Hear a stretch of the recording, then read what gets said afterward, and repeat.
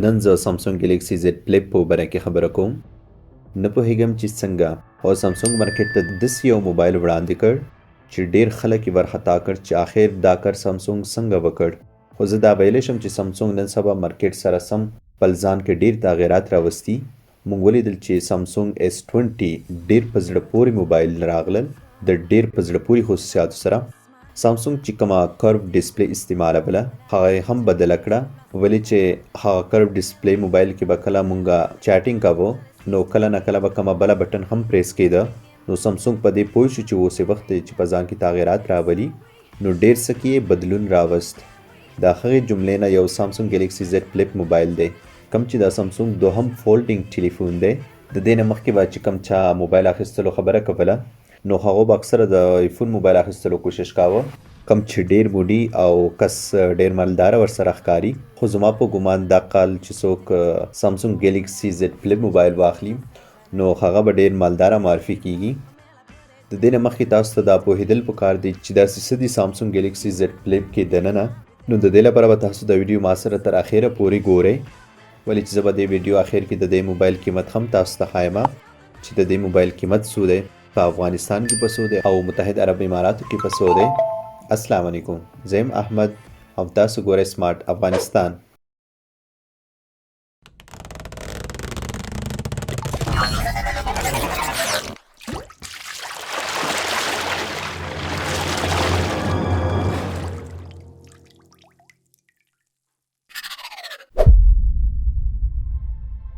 د ټول نه مخکې زه درته سامسونګ ګيليکسی زد فلپ په باره کې لومړی خبره کوم. هغه د دې موبایل میکانیزم دی کم چې پخپله هم ډیر یو کمال دی. کم چې دا موبایل فولډ کیږي خاص کر هغه موبایل چې له منځ نه فولډ کیږي لکه مونږ چې موټو ریزر لیدلی وو. که تاسو ته پته وي په موټو ریزر کې سنیپ ډریګن 910 پروسیسر استعمال شوی. په دې باره کې میټرولا کمپنۍ وایي چې مونږ سنیپ ډریګن 910 ځکه استعمال کړی چې دا ګرمیږي نه، مطلب کم چې های لیول پروسیسر دی لکه سنیپ ډریګن 855 یا 815 کې هغه کې د ګرموالي لپاره سړوالي سیستم هم لګي کم چې د مایع موادو نه جوړیږي. نو ځکه چې دا موبایل داسې فولډ کیږي نو د سړوالي سیستم بیا کار نه کوي. خو میټرولا د سیز ممکن نه کړ، خو سامسونګ ګيليکسی زد فلپ کې سنیپ ډریګن 855 پروسیسر استعمال کړ. په دې کې بس سړوالي سیستم هم کار کوي او فولډ کیږي به هم. د دې سیز لاسته راوړنه په ټیک انډسټري کې ډیره یوه غټه خبره ده. نو زما په نظر چې سامسونګ به په دې سیستم باندې میلیونه روپۍ خرچ کړي وي. د دې نه علاوه بله چې کومه خبره ده هغه مخکې به مو فولډینګ ټلیفونونه لیدلي وي، هغو کې به پلاستیک سکرین لګېدلی و. خو سامسونګ ګيليکسی زد فلپ موبایل کې ګلاس یا ښیښې نه کار اخیستی شوی چې په دې باندې به سکریچز هم ډیر کم راځي. مطلب زما یقین نه راځي چې نن سبا ټیکنالوژي یو داسې لیول ته راغلي چې مونږه ګلاس یا ښیښه هم ټولوی شو یا فولډ کوی شو. نو دا صرف سامسونګ کوی شي، ولې چې سامسونګ د ډسپلی بادشاه بلل کیږي او د ګلاس ښیښې سره سره پاسه نه د ګوریلا ګلاس پروټیکشن هم دی. او بله خاص خبره په دې موبایل کې هینج دی. هینج مطلب دا چې کله موبایل ټولوي نو په دې کې به خاورې نه ورځي. نو بعضې داسې څیزونه دي چې په دې لږې سامسونګ ډیزاین کم لیول ته رسېدلی. که د دې موبایل بډۍ په اړه خبره وکړو نو دا د المونیم نه جوړ شوی د ګوریلا ګلاس 6 سره. نو دا پاسه نه چې تاسو فولډ کوئ ډیر کمال رنګونه ښکاري. د دې موبایل 3 رنګونه موجود دي چې تاسو یې ګورئ په سکرین. ډیر په زړه پورې ښایستې ورکړې. که دا مخ خبرې وکړو کله چې فولډ شي نو تاسو ګورئ چې یوه کیمره ده، بل ځای فلش لایټ دی او په دې کونج کې وړوکې آملیټ ډسپلی هم لګېدلي چې په دې کې مونږ وخت نوټیفیکیشن او کله نه کله کیمره هم لیدی شو چې د دې په ذریعه سیلفي ډیر په ښه کوالټۍ سره اخیستی شو. او دا ټلیفون تاسو د لیپټاپ په رقم هم فولډ کوی شئ، لاندې باندې مختلف اپلیکیشن چلوی شئ.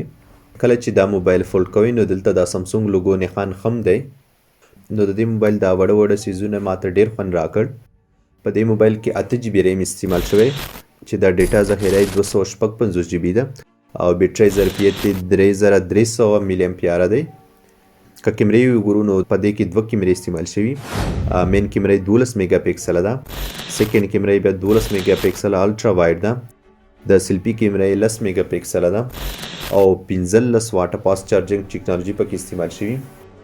نو په دې موبایل کې بعضې څیزونه پخواني استعمال شوي لکه د دې پروسیسر کیمره S10 استعمال شوي، خو ریم او ډیټا ذخیره بیا صحیح ده. سامسونګ دا کار ځکه کړی چې دوی غواړي چې د دې موبایل قیمت کم شي او ډیرو کسانو ته ورسیږي. د دې نه مخکې کم چې دا سامسونګ فولډ موبایل وو هغه صرف 15 لکه دانې خرڅ شوي وو. نو زما په فکر سامسونګ ګلیکسي زیډ فلپ به 1 میلیون نه زیات خرڅ شي. داسې ماته ښکاري ولې چې دا ډېر جالب جوړ شوی. اوس به راشو د دې قیمت ته. په افغانستان کې د دې قیمت دی $1600 چې تقریبا 1,02,000 افغانۍ کیږي. نو عرب متحد اماراتو کې تقریبا 5800 درهم پورې قیمت دی. نو دلته زما ویډیو ختمیږي. تاسو ماته په کمنټ کې ضرور ولیکئ چې تاسو څه نظر لرئ د موبایل په اړه. که ویډیو مو خوښه شوې وي نو لایک یې ضرور کړئ او که چیرې تاسو دې چینل ته نوي وئ نو دا چینل در سره ضرور سبسکرایب او بیل نښان هم کلیک کړئ ولې چې زما راتلونکي کمې ویډیوګانې چې دي هغه ټولې نه مخکې تاسو ته ورسیږي. نو د لیدو مو منندو یم. د خدای په امان.